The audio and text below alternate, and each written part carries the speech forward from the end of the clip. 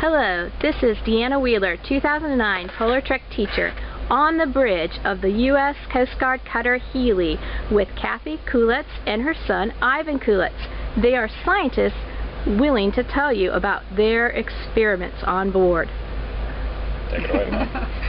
Okay, our job is to count birds and mammals that we come across as the Healy is transiting from one station to the next. This is part of the best in the Bering Sea studies, a couple Bering Sea studies.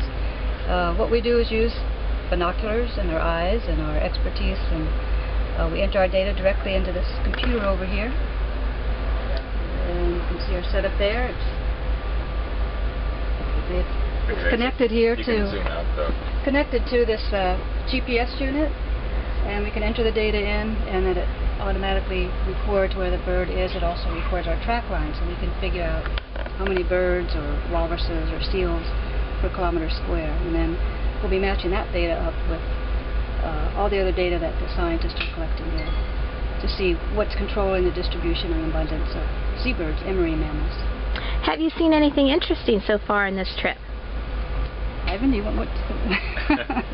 Well, for me, we've seen a lot of interesting things. Yesterday we saw about 50 walrus over the course of an hour or two, and today we don't have any, and so that's one of the things that we would map with this program that would allow us to predict densities of different creatures over certain areas. So. And what part of the ocean or the Bering Sea do you map right now? What part of the Bering Sea? Well, we've been doing surveys ever since we left Kodiak on this trip. So we were in the Gulf of Alaska from Kodiak all the way up to Unimak Pass. That's where the Aleutians start. And then we were in the Bering Sea, and at that point we were in open water. And do you scan for birds on both sides of the boat, or just one side?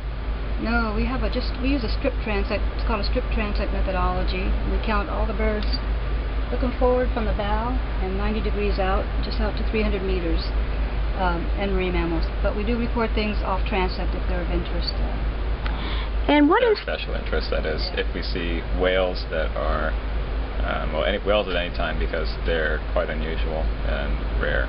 And so if we saw a whale that was a mile away, we'd record it as off transect and make a note that while it wasn't actually where we're looking, people should know that it was there anyway. And Ivan, we were talking before, and you said you were influenced a lot as a child and pushed to read harder things. And yes, I was. And also science journals. Can you tell us a little bit about that? From what I remember, a while ago, I started with things like Ranger Rick and Outside and Backyard and those magazines. And my mom took me with her on her studies a lot, and I guess I sort of absorbed it from there. And I visited the school library a lot, and the librarian showed me some very interesting books, and reading has been a central part of my life ever since then, and that's why I get to be out here and do such cool things. I got to see my first albatross for the first time in 23 years that I've been alive a few days ago, and that was pretty amazing, because they say that if you see an albatross on a voyage, then it's good luck, and we saw 3 in one day. And I mean, also Ivan's been used to working on boats for a long time. He's also spent time with his father fishing in Bristol Bay. He's a salmon fisherman and knows how to work hard and work in the Bering Sea. Well, great. Thank you very much for participating in this interview on the bridge with biologists, ornithologists. Ornithologists. And let's just look at where they're looking for birds. Not many birds in this stretch here.